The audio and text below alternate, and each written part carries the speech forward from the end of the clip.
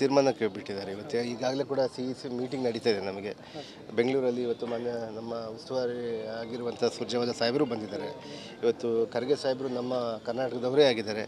ಅವರೆಲ್ಲ ಕೂಡ ನೋಡಿಕೊಂಡು ಯಾರು ಸಮರ್ಥ ಅಭ್ಯರ್ಥಿಗಳನ್ನು ಗೆಲ್ಲಿಸಬೇಕು ಆ ಗೆಲ್ಲುವಂಥ ಅಭ್ಯರ್ಥಿಗಳು ಕೊಟ್ಟಿದ್ದಾರೆ. ಇವತ್ತು ಈಗಾಗಲೇ ಒಂದು 6 ಟಿಕೆಟ್ಗಳನ್ನು ಕೂಡ ಈಗಾಗಲೇ ಘೋಷಣೆ ಮಾಡಿದ್ದಾರೆ. ಇವತ್ತು ಏಳು ಟಿಕೆಟ್ಗಳನ್ನು, ಅದರಲ್ಲಿ ಮುಖ್ಯವಾಗಿ ಬಹುತೇಕ ಎಲ್ಲರೂ ಗೆಲ್ಲುವಂಥವರೇ ಆಗಿದ್ದಾರೆ. ಇವತ್ತು ನಾವು ಪ್ರಥಮವಾಗಿ ಯಾರ್ಯಾರು ಇದು ಕೇವಲ ಇಲ್ಲಿ ಮಾನದಂಡ ಏನಂದರೆ ಗೆಲುವು ಮಾತ್ರ ಮಾನದಂಡ ಅಷ್ಟೇ. ವಿನ್ನಿಂಗ್ ಕ್ರೈಟೀರಿಯಾ ಅದನ್ನು ಯಾವ ರೀತಿ ಗೆಲ್ಸ್ಕೊಂಡು ಬರಬೇಕು. ಯಾಕಂದರೆ ನಮ್ಮ ಮೇಲೆ ಸೌತ್ ಮೇಲೆ ಕೇಂದ್ರದಿಂದ ಅಂದರೆ ಕೇಂದ್ರದವರು ಕೂಡ ನಮ್ಮ ಕರ್ನಾಟಕದ ರಾಜ್ಯ ಸರ್ಕಾರದ ಮೇಲೆ ಒಂದು ಕಾಂಗ್ರೆಸ್ಗೆ ಬಹುಮತ ಬರುವಂಥ ಒಂದು ಸಾಧ್ಯತೆ ಇದೆ ಅಂತೇಳಿ ಇಲ್ಲಿ ಭಾಳ ನೋಡಿ ಯಾರಿಗೆ ಕೊಟ್ಟರೆ ಒಳ್ಳೆಯದಾಗುತ್ತೆ ಅನ್ನುವಂಥ ವಿಚಾರದಲ್ಲಿ ನೋಡಿ ನಾವು ಇವತ್ತು ಅಭ್ಯರ್ಥಿಗಳನ್ನು ಸೆಲೆಕ್ಟ್ ಮಾಡ್ತೇವೆ. ಕಾಂಗ್ರೆಸ್ ಗ್ಯಾರಂಟಿ ಹೋಗ್ತಾ ಇದೆ ಸರ್. ಈ ಕರ್ನಾಟಕದ ಎಷ್ಟು ಸೀಟಿಗೆಲ್ಲ ಅಲ್ಲ, ಮೋದಿ ಗ್ಯಾರಂಟಿ ಯಾವತ್ತು ಬಂತೇಳಿ? ಕಾಂಗ್ರೆಸ್ನ ಗ್ಯಾರಂಟಿ ಪಂಚ ಗ್ಯಾರಂಟಿಗಳನ್ನ ಕೊಟ್ಟ ಮೇಲೆ ಆ ಪಂಚ ಗ್ಯಾರಂಟಿಗಳನ್ನ ಕಳೆದ ಚುನಾವಣೆಯಲ್ಲಿ ಎಲ್ಲ ಟೀಕೆ ಮಾಡಿದ್ದವ್ರೆ. ಇವತ್ತು ಮೋದಿ ಗ್ಯಾರಂಟಿ ಅಂತೇಳಿ ತಂದಿದ್ದಾರೆ. ಅಂದರೆ ನಮ್ಮದು ಯಶಸ್ವಿಯಾಗಿದೆ. ಇವತ್ತು ಇಡೀ ತಾವು ಮುಂದೆ ನೋಡ್ತೀರಿ, ಇಡೀ ಭಾರತ ದೇಶಕ್ಕೆ ಇವತ್ತೇನು ಕರ್ನಾಟಕ ಮಾಡಲ್ ಅಂತೇಳಿ ಇವತ್ತೇನು ನಾವು ನೋಡ್ತೀವಲ್ಲ, ಅದು ಇಡೀ ದೇಶಕ್ಕೇ ದೇಶದಲ್ಲಿ ಕೂಡ ಕರ್ನಾಟಕ ಮಾಡಲ್ ಆಗಿ ಬರುತ್ತೆ. ಕರ್ನಾಟಕ ಗ್ಯಾರಂಟಿಗಳು ಜಾರಿ ಆಗ್ತವೆ.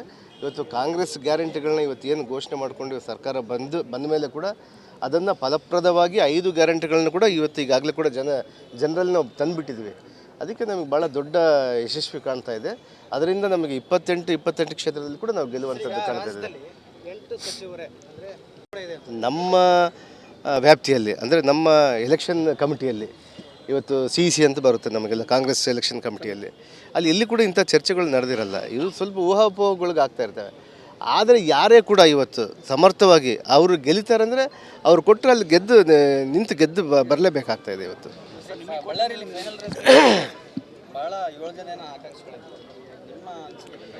ನಾನು ಜಿಲ್ಲಾ ಉಸ್ತುವಾರಿ ಸಚಿವನಾಗಿ ನನ್ನ ಜವಾಬ್ದಾರಿ ಏನಿದೆ, ಯಾರಿಗೆ ಟಿಕೆಟ್ ಕೊಟ್ಟರೆ ಅವ್ರನ್ನ ಗೆಲ್ಲಿಸ್ಕೊಂಡು ಬರುವಂಥ ಜವಾಬ್ದಾರಿ ನನಗೆ ಹಾಕಿದ್ದಾರೆ. ಇವತ್ತು ಅವಳಿ ಜಿಲ್ಲೆಗಳಿಗೆ ಇವತ್ತು ನನಗಾಗಿರ್ಬೋದು ಮತ್ತು ಜಮೀರ್ ಅಹಮದ್ ಅವರಾಗಿರ್ಬೋದು, ಇಬ್ಬರು ಕೂಡ. ಅದ್ರ ಜೊತೆಗೆ ನಮ್ಮ ಎಲ್ಲ ಶಾಸಕರದ್ದು ಒಂದು ಜವಾಬ್ದಾರಿ ಆಗಿದೆ. ಇವತ್ತು ನಮ್ಮ ಚಿಕ್ಕ ಜಿಲ್ಲೆಯಲ್ಲಿ 5ಕ್ಕೆ 5 ಕಾಂಗ್ರೆಸ್ ಇದ್ದಾವೆ. ಇಲ್ಲಿ ನಾವು ಬಹುಮತವನ್ನು ಕೊಡೋದು ನಿಶ್ಚಯ ಗ್ಯಾರಂಟಿ ಆಗಿದೆ ಇವತ್ತು.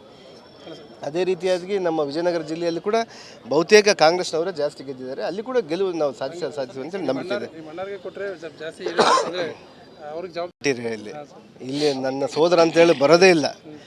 ಅವರು ಗೆಲುವು ಆಗುತ್ತಂತೇಳಿ ಪಕ್ಷ ತೀರ್ಮಾನ ತೆಗೆದುಕೊಂಡ್ರೆ ಕೊಡ್ತಾರೆ. ಇಲ್ಲಾಂದರೆ ಅವ್ರಿಗಾಗಲ್ಲ, ಇನ್ನೊಬ್ರಿಗೆ ಅವ್ರಿಗಿಂತ ಒಳ್ಳೆಯ ಅಭ್ಯರ್ಥಿಗೆ ಆಗ್ತಾರೆ ಅಂದರೆ ಅವ್ರಿಗೆ ಕೊಡ್ತೀವಿ. ಅವ್ರನ್ನ ಖಂಡಿತವಾಗಿ ಕೂಡ ನಾವು ನಿಂತಿರ ಅಂತ ಹೇಳ್ತೀವಲ್ಲ, ಇವತ್ತು ನನ್ನ ಚುನಾವಣೆ ಯಾವ ರೀತಿ ಮಾಡಿದ್ವೋ ಅದಕ್ಕಿಂತ 10 ಪಟ್ಟು ಜಾಸ್ತಿ ಮಾಡಿ ಅವ್ರನ್ನೂ ಕೂಡ ಗೆಲ್ಲಿಸ್ಕೊಳ್ಳೋ ಜವಾಬ್ದಾರಿ ನಮಗಿದೆ. ಅವರು ಒಂದು ಪಕ್ಷ ಕಟ್ಕೊಂಡಿದ್ದಾರೆ. ಅವರ ಪಕ್ಷ ನಿರ್ಧಾರದಲ್ಲಿದ್ದಾರೆ. ಅವರು ತಮ್ಮದೇ ಆದಂಥ ಒಂದು ರಾಜ್ಯದಲ್ಲಿ ಪಕ್ಷ ಕಟ್ಕೊಂಡಿದ್ದಾರೆ. ಅವರು ಪಕ್ಷದ ಸರ್ವೆಯಲ್ಲಿ ಆ ರೀತಿ ಬಂದಿರ್ಬೋದು. ಪಕ್ಷದ ಸರ್ವೆ ಅಲ್ಲ, ಇಲ್ಲಿ BJP ಯಾರು ನಿಂತರೂ ಸೋಲ್ತಾರೆ. ಇಲ್ಲಿ ಕಾಂಗ್ರೆಸ್ ಯಾರೇ ಅಭ್ಯರ್ಥಿ ಆದರೂ ಗೆಲ್ತಾರೆ. ಇಷ್ಟು ಮಾತ್ರ ನಿಜ ಅಂತ ಹೇಳಿದ್ರೆ. ಹೌದು, ಖಂಡಿತವಾಗಿ ನಾನು ಮಾಡಿಸೋದಿಲ್ಲ. ನಮ್ಮ ಜಿಲ್ಲಾ ಉಸ್ತುವಾರಿ ನಮ್ಮ ಪಕ್ಷದಿಂದ ಅನೇಕ ಒಂದೊಂದು ವಾರಕ್ಕೆ 10 ದಿನಕ್ಕೆ ನಮ್ಮ ರಿಪೋರ್ಟ್ ಹೋಗ್ತಾ ಇರುತ್ತೆ. ಯಾರಿಗೆ ಕೊಟ್ಟರೆ ಗೆಲ್ತಾರೆ, ಯಾರಿಗೆ 10 ದಿನದಲ್ಲಿ ಯಾವ ರೀತಿ ಇದೆ, ಏನೇನು ನಮ್ಮ ಸರ್ಕಾರದ ಯೋಜನೆಗಳಿಂದ ಚೇಂಜಸ್ ಆಗ್ತಿದೆ, ಇವನ್ನೆಲ್ಲ ಕೂಡ ಎವ್ರಿ 15 ಡೇಸ್ 10 to 15 ಡೇಸ್ ಒಂದ್ಸಲ ಚೇಂಜ್ ಆಗ್ತಾ ಇರುತ್ತೆ. ಇವತ್ತು ಸಮರ್ಥ ಅಭ್ಯರ್ಥಿಯನ್ನು ನಾವು ಕಣಕ್ಕಿಳಿಸ್ತೀವಿ. ಖಂಡಿತವಾಗಿ ಈ ಬಳ್ಳಾರಿಯನ್ನು ಕಾಂಗ್ರೆಸ್ನ MP ಅಂತ ಮಾಡೋದಂತೂ ಆ ಸೂರ್ಯಚಂದ್ರ ಎಷ್ಟು ಸಾಕ್ಷಿನೋ ಅಷ್ಟು ಸಾಕ್ಷಿ.